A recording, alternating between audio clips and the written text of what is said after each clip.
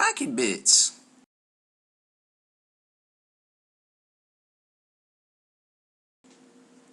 Alright, so here's the Blood Angels list we were playtesting. It's a little rough around the edges, but that's okay. And then here's my hard-hitting guard list. It's not friendly.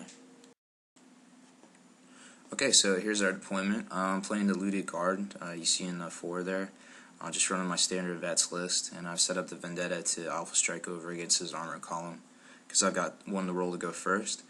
Andy's playing a Blood Angels list with a bunch of armor. The black rhinos counts as ball predators, and the gray ones counts as last plas rhino or razorbacks.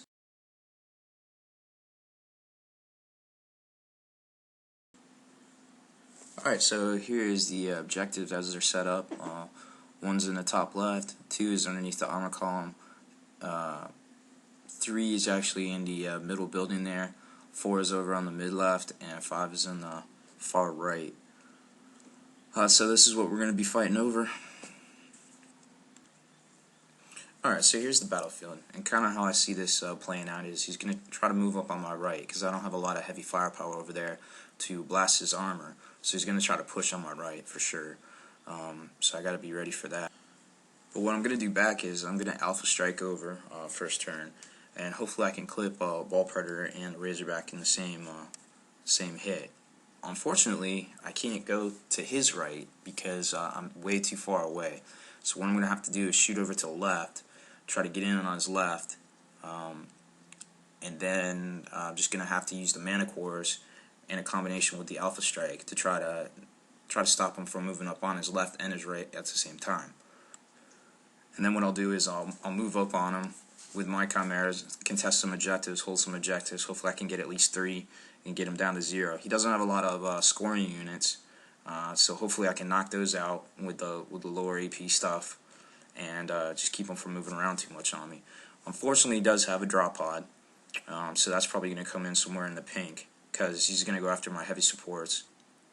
Fortunately, I have a couple mystics, so I'm going to be able to order that chimera there in the middle with their 4 meltas to hopefully spit out some hot fire at that Furiosa that's coming in, and at least keep it from moving around, or blow off a couple weapons. I'll just be happy with any of that. But I really need to keep the hood alive because that's going to be my advantage in this game, is negating out all their psychic powers.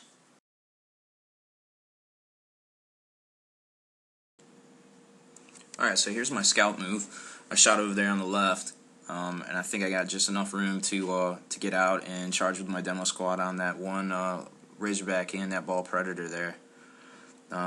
So you can see a kind of better view from this angle of the layout and deployment of everything. So I'm getting ready to take my first turn. Alright, so this is the bottom of my turn 1. As you can see, the demo squad got out of the Vendetta and ran over, and looks like I blew up a Ball Predator there, blew off 2 weapons on the Razorback. Unfortunately, all of his vehicles pretty much had a cover save, and oh, that one I immobilized too. All of his vehicles had a cover save of 5 up because of that Librarian Psychic power, so that did not do so well for the mana core shooting. But I did manage to immobilize one Rhino that I think he has to move around and kind of nerf his left flank over here a little bit. Okay, well, my demolitionist team died to the bolter fire of the Marines, and my Vendetta got immobilized, so it actually sank because it only moved 6 inches on its normal move. So its 3 last cannons are pointed at the remaining assault Marines. The demolitions team actually put up a fight and killed 2 of the assault squad, but they died to the return from the power fist, but I just thought it was funny. Over my right flank here, the Furiosa pod has come in. Not exactly where I thought he was going to go with it, but still will present some problems because the Melta-Gunners are way out of place, and I doubt I'll be able to do much to it with Plasma. If you look, you can kind of see where he's going to put the Blood Spear here, which is kind of like trying to clip the Command Chimera there all the way back to the mana cores. What I don't think he realized was that it's only 4d6, so he had a better chance kind of landing where I kind of prepared for him to land, because 4d6 average is like around 13 or 14, which is basically to the end of that command chimera there. Definitely not the line he was looking for, but you know, we're still learning, we're still playtesting and everything. So if he had come in on either of those two pink zones from earlier, he would have had good side armor shots, I think, at everything. Okay, so back over to the to his line of battle here. Not much going on. I think that one Rhino kind of made it so he couldn't get out, and he didn't want to go through difficult terrain yet. I think that was a bad thing. He should have pushed forward.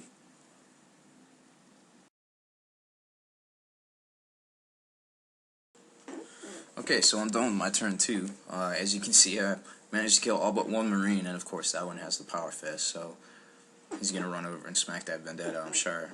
I moved up a couple Chimeras, try to contest that objective. The one in the front is empty and it's pop smoke, just in case the Librarian squad runs through those ruins, and the other one's ready. I got my Vendetta in, so I'll be spitting some hot fire on that side.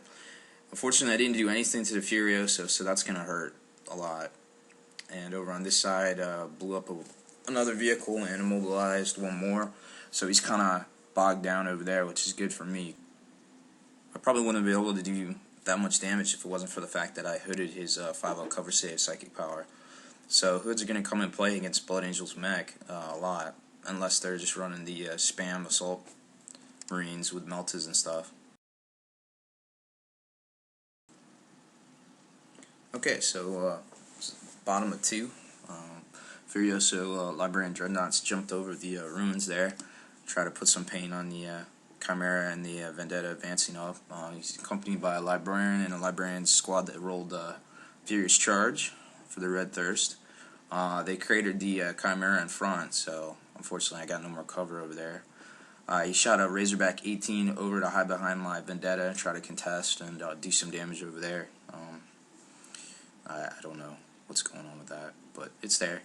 And then over on my side, the Furioso used his psychic power and jumped over and flamered my vets. Got a couple more shots left on the Vendettas, the Manticores, and over in his area, he's got one squad and a Razorback contesting stuff. So it's going to be down to the wire. He's running out of scoring units, and all I really have to do is kind of get rid of the scoring units at the top of my turn 3, which is coming up next.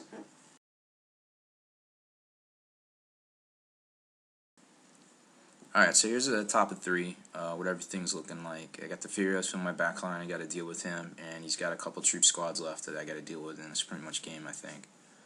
So, alright, so here's the bottom of my turn. I've stunned the Furioso. Unfortunately, I poured so much fire into it that I had very little left, and I had to switch to his Marines, and I killed everyone but the Librarian, so that kind of sucks. Couldn't finish him off with a las cannon, but it's whatever. Then back over here, I managed to kill the Furioso with a couple of lucky shots from the Hydras. I only had 4 shots total, so I got really lucky on that. So that's pretty much it. He's getting whittled down, so if he doesn't do something this turn, I think it's game. Alright, so this is the bottom of 3. The Blood Angel's turn. We went ahead and decided to call it because when he tried to fly the Furioso Dreadnought to try to do something, which was his only hope, he actually periled and took a glancing hit and immobilized himself. So pretty much had nothing left. So just zoom around, take some shots. Here's what ended up to be my my battle line and the Chimeras that moved up. Oh, interesting note, his Marine kept swinging at the immobilized Vendetta, and all he did was blow off the one middle las cannon, so.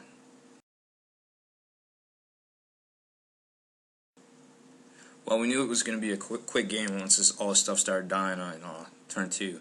But a couple things he could have done differently is once that one Rhino got destroyed, the rest of his stuff couldn't get around it so well. But they definitely should have pushed forward. Them getting bogged down again, and then me hooding that 5-0 cover save really hammered him that second turn, and that really kind of put it over the top for me, I think. I don't really think Corbulu in the list helped out at all. Just getting him for the reroll in mech seems kind of dumb. The Furiosos did great. Once they hit and they could do stuff, but that one Suffering Perils really screwed itself. If the other one had come in on some side armor angles, that would have been pretty devastating to my line.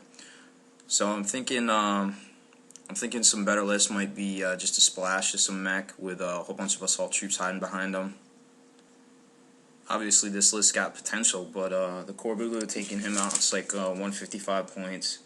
That could really free up for some other stuff. So I'm going to revise the list a little bit for Game 2 and see what we can come up with.